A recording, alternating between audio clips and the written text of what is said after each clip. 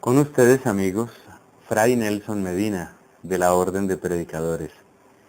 Esta es la lección número 2 de nuestro curso de Teología para Todos. Este programa es auspiciado por la Universidad Santo Tomás de Aquino, el primer claustro universitario de Colombia. Mis amigos, comentábamos la vez pasada sobre cuál es el sentido de la teología. Esa palabra que nos puede sonar tan lejana, pero que no significa otra cosa sino una fe tomada en serio. Queremos seguir nuestro camino en el día de hoy y por eso les invito a que hagamos juntos una oración. Vamos a recordar el amor grande de Dios por la humanidad, esa declaración de amor que es el saludo del ángel a la Santísima Virgen. Dios te salve María, llena eres de gracia, el Señor es contigo. Bendita tú eres entre todas las mujeres y bendito es el fruto de tu vientre, Jesús. Santa María, Madre de Dios, ruega por nosotros pecadores, ahora y en la hora de nuestra muerte. Amén. En el nombre del Padre, y del Hijo, y del Espíritu Santo. Amén.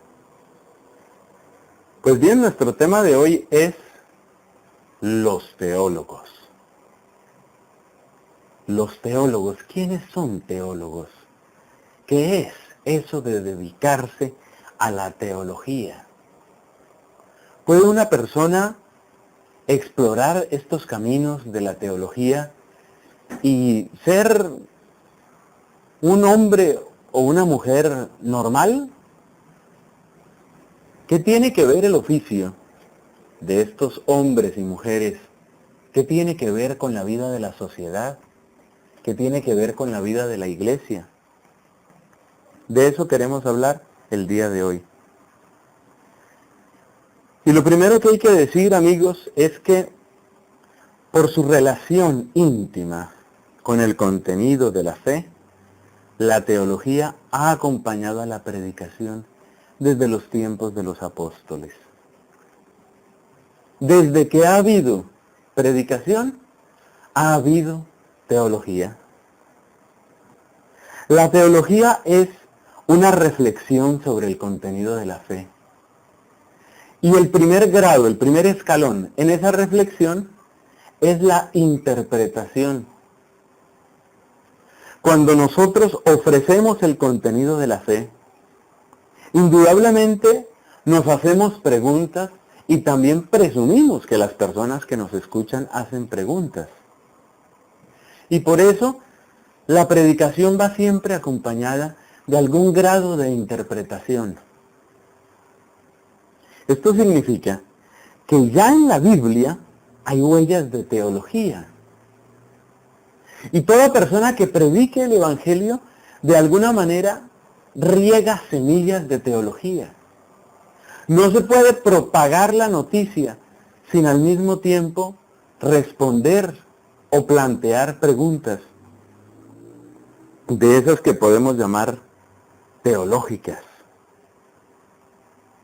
No pensemos entonces que la teología es como un agregado heterogéneo, un agregado de distinta naturaleza, más o menos como cuando se tiene un helado y encima se le pone una cereza o se le pone una fresa. La fresa no está hecha de la misma materia del helado, sino que se le agrega al helado. La teología no es una cereza agregada al helado de la Biblia o de la predicación,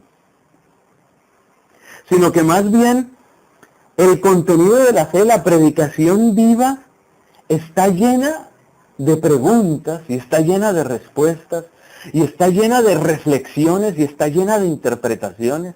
Podemos decir que la predicación del Evangelio, la predicación de la buena noticia, está grávida de teología, está embarazada de teología, está preñada de teología. O también podemos decir que la teología es, como hermosamente lo declaraba el padre Marie-Dominique Chenu, la teología es la palabra de Dios en la historia. Es el despliegue de la palabra de Dios al encuentro con nuestro pensamiento, con nuestras preguntas, con nuestras circunstancias. El padre Chauny fue un gran pensador, fue un gran teólogo, un gran historiador. Y junto a él hay otro sacerdote, también dominico, el padre Yves Congar. Y el padre Congar decía, sabremos lo que significa llevar el evangelio a todas las naciones cuando lo hayamos realizado. Esto es muy profundo. Esto significa que el contenido de la predicación no es una cosa que entendemos de golpe, completa y totalmente, y después de tenerlo ya así entendido, entonces empezamos a elaborar el edificio de la teología. No. La teología es el intento de tomar con seriedad, tomar con profundidad, tomar con honestidad eso que se nos predica, eso que se nos revela. Tomemos, por ejemplo, mis amigos, tomemos el credo. El credo está lleno de preguntas y está lleno de respuestas. Es que verdaderamente con la revelación Dios viene a establecer un diálogo con nosotros. Dios nos ha revelado sobre sí mismo, Dios nos ha revelado sobre su plan, pero en esa revelación hay preguntas y hay respuestas. Preguntas y respuestas. Por ejemplo, creo en Dios Padre Todopoderoso, Creador del cielo y de la tierra. Unas pocas palabras con las que empieza el símbolo de los apóstoles. Pero ¿cuántas preguntas podríamos hacernos a partir de esas palabras? ¿Qué significa, por ejemplo, Todopoderoso? Creo en Dios Padre Todopoderoso. ¿Qué significa Todopoderoso? Significa que Dios es como una especie de mago que puede hacer lo que se le antoje cuando se le antoje. Sería muy peligroso pensarlo así. Porque seguramente alguien podría decir, bueno, y si Dios es tan poderoso, ¿por qué no impidió el secuestro de mi primo? Si Dios es todopoderoso, ¿por qué deja morir de cáncer a mi mamá? Si Dios es todopoderoso, ¿por qué no impidió la violación de esa niña, vecina nuestra? Si Dios es todopoderoso, ¿por qué no hace algo para? ¿Y ahí qué tenemos que hacer? ¿Dejar de creer? Sería inmaduro, sería tonto. No. Esa palabra, todopoderoso, omnipotens en latín, pantocrator en griego. Esa palabra tiene un contenido muy profundo. Esa palabra no es un disparador de nuestra imaginación, no es para que nosotros nos imaginemos lo que a nosotros nos parezca, mis hermanos. Esa palabra tiene un contenido muy profundo. Y la teología, por lo menos en una de sus fases, tiene la responsabilidad de decirnos qué quieren decir esas palabras. Más adelante, por ejemplo, se dice, nuestro Señor Jesucristo, que nació de María Virgen, murió, fue sepultado, resucitó. Es el corazón de nuestra fe, la afirmación de la resurrección de Jesucristo. Resucitó de entre los muertos. ¿Qué significa eso? ¿Qué quiere decir que Cristo resucitó de entre los muertos? Aquí vamos viendo que la teología nace de una actitud profundamente honesta. Todos de alguna manera tenemos que ser teólogos o tenemos que interesarnos por la teología si queremos vivir con responsabilidad, si queremos vivir con coherencia lo que nosotros creemos. ¿Y qué distinta se vuelve la fe, mis hermanos? Hay un abismo entre la persona que simplemente se queda con un discurso que ni siquiera entiende y la persona que, según la medida de sus capacidades, según sus posibilidades, se asoma poco a poco a ese contenido de la fe. En la medida en que nos asomamos a ese contenido de la fe, en la medida en que lo tomamos con responsabilidad, en esa medida nos volvemos teólogos. En esa medida nos volvemos estudiosos de la teología. Ahora bien, la Iglesia, que es madre, es también maestra según una expresión muy bella del Papa Juan XXIII. La iglesia es madre y es maestra. Y por eso la iglesia necesita que algunos de sus hijos, de un modo, podríamos decir, más dedicado, de un modo más continuo, de un modo más sistemático, se consagren al estudio de estas verdades. Porque la iglesia, que tiene la misión de anunciar el Evangelio, tiene la misión también de hacer comprensible ese Evangelio. Porque la iglesia tiene la tarea de llegar al corazón y a la mente de todos los hombres de todas las naciones. Cristo no vino como una aplanadora por encima de nuestro corazón, ¿cierto? Cristo no vino como una aplanadora por encima de nuestra inteligencia. Hay gente que se imagina que creer y entender son opuestos. Como quien dice, creer significa no entender. Cuanto menos entienda, mejor. Mejor no entender para poder creer. Muy peligroso, muy peligroso. La ignorancia le ha traído consecuencias gravísimas a la iglesia. La ignorancia ha hecho que alguien enseñe alguna cosa simplemente porque así lo entiende. La ignorancia ha hecho que una persona se agarre de un solo versículo de la Biblia y a partir de ahí invente todo un rollo y resulte cometiendo lo que se llama herejía, que es uno de los pecados contra la misma fe. Por ejemplo, si una persona toma ese versículo del Evangelio de Juan, donde Cristo dice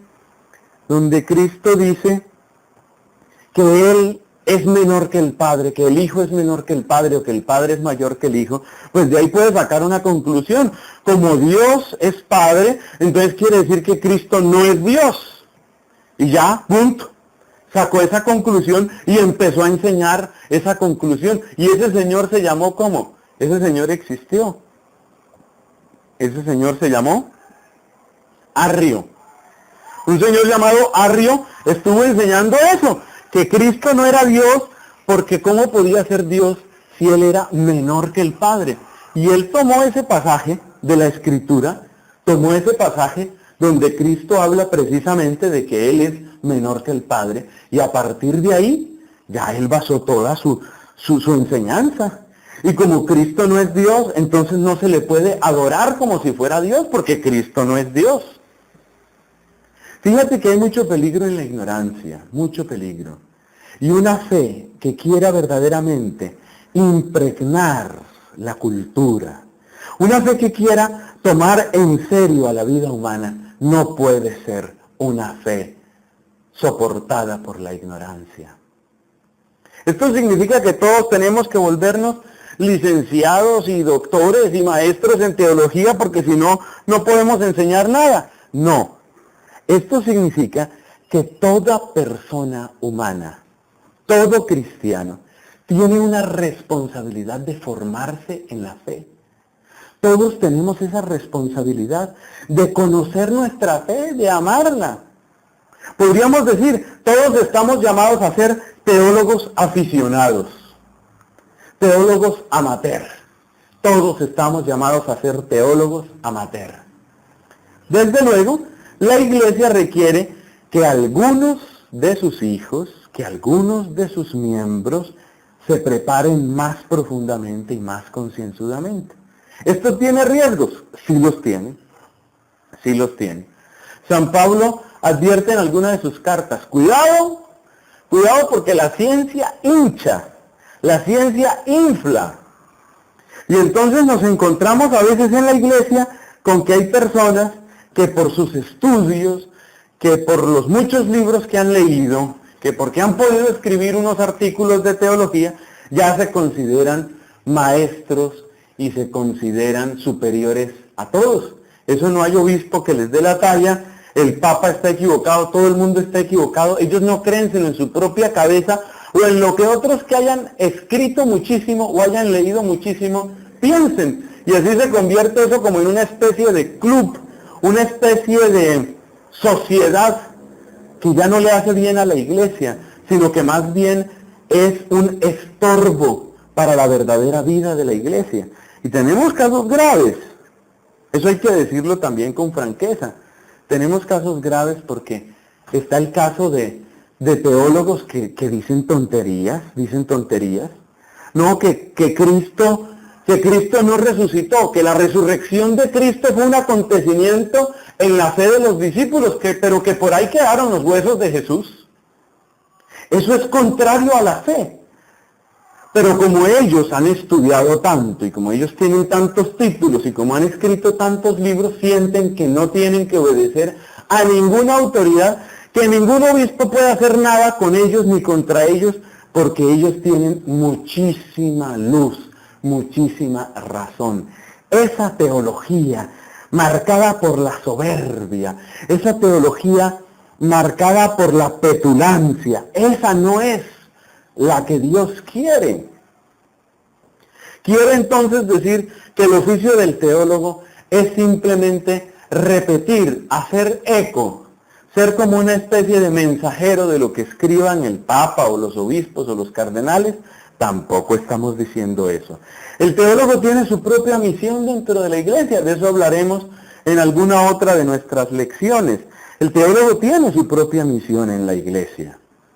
Pero esa misión no es ni tan pequeñita como la de un repetidor, la de un mensajero, ni tan presuntuosa como la del que se considera maestro de las naciones y que no le hace caso ni al Papa ni a nadie porque él es el iluminado. La misión del teólogo siempre debe entenderse como un servicio dentro de la iglesia y para la iglesia, para la consolidación del pueblo de Dios. Poco a poco, según Dios nos conceda, iremos avanzando, iremos profundizando en estos temas. Los grandes teólogos han vivido esa experiencia, es decir, han desarrollado la reflexión de la fe, han desarrollado la maduración de la fe, pero desde la iglesia, con la iglesia, para la iglesia, según la mente de la iglesia. Ese ha sido el corazón de los grandes teólogos a lo largo de los siglos.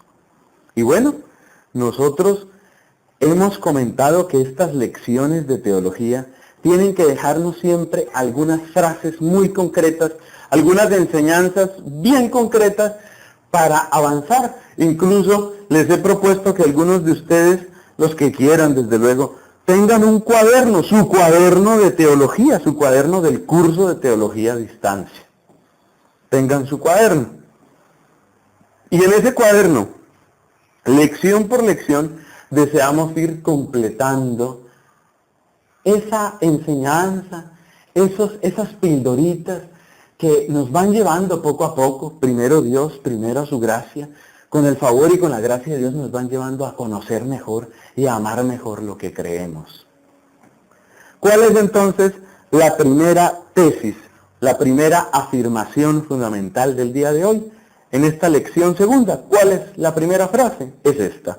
Tenga la bondad de disponerse para copiarla. Dice así: por su relación íntima con el contenido de la fe, podemos decir que la teología ha acompañado a la predicación desde los tiempos de los apóstoles.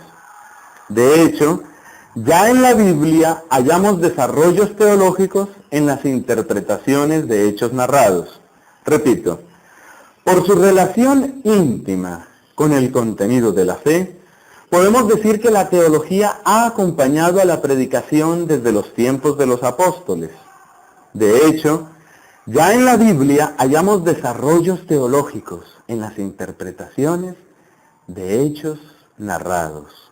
Esa es la primera afirmación. La teología no es algo que llega como una cereza a un cono de helado. No, la teología nace de la predicación misma.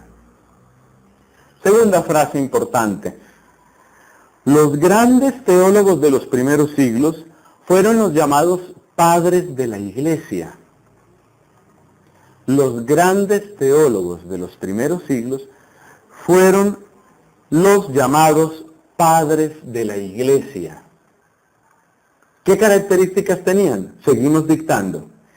En ellos se unen la santidad de vida, en ellos se unen la santidad de vida, un arduo ministerio pastoral y una gran profundidad y extensión de doctrina.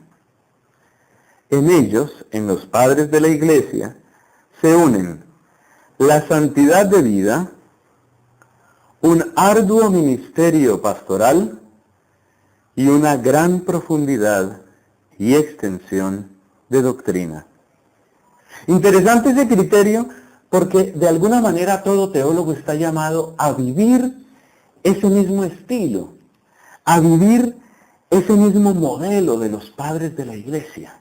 Estamos hablando de hombres, para que nos vayamos familiarizando, hombres como Policarpo, San Ignacio de Antioquía, San Ireneo de Lyon, San Juan Crisóstomo, San Cirilo de Alejandría, San Gregorio Magno.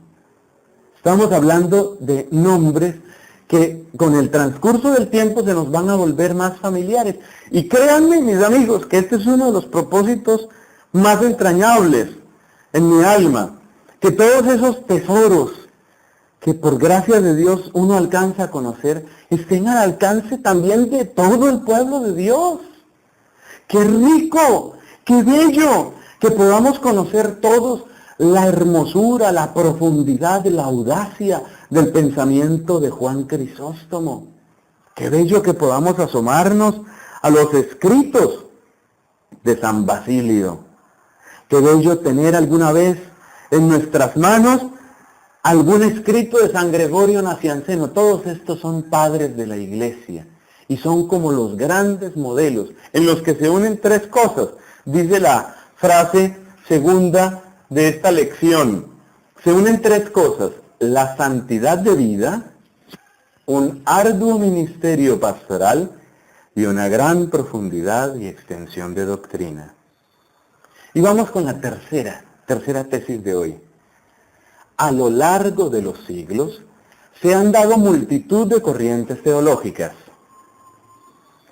A lo largo de los siglos se han dado multitud de corrientes teológicas. Bajo la guía del magisterio de la Iglesia, el estudiante de teología debe evitar errores como el eclecticismo, el integrismo y el liberalismo teológico.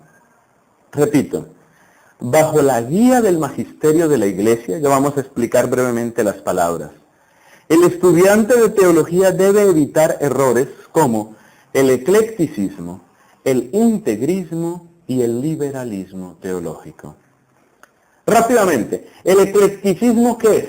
El eclecticismo es el escoger de una parte y de otra, convertir a la religión como en un supermercado.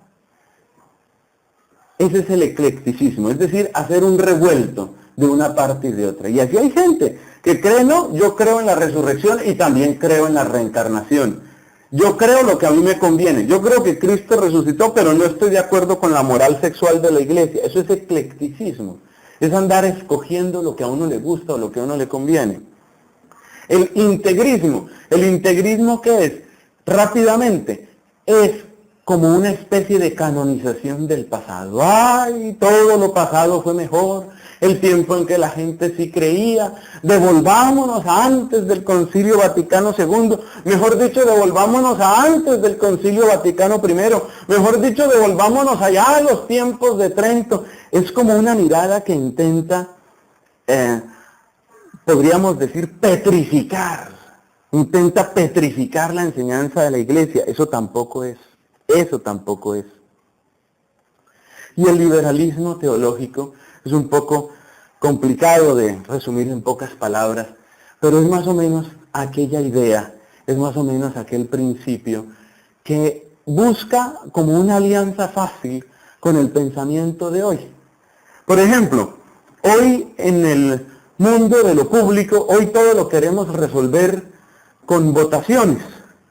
Es decir, si se va a aprobar o no se va a aprobar una ley es un asunto del número de votos. Hay gente que quiere traspasar ese tipo de ideas también a la Iglesia. Como quien dice, bueno, a ver, el matrimonio tiene que ser para toda la vida, pues reunámonos y votemos y lo que salga en la votación eso es lo que vamos a enseñar. No, señor, eso no se puede sostener. No todas las ideas del mundo en el que nosotros vivimos, son ideas que nosotros las podemos pasar así nomás a la iglesia y a la teología. Por eso la tercera frase del día de hoy sobre los teólogos.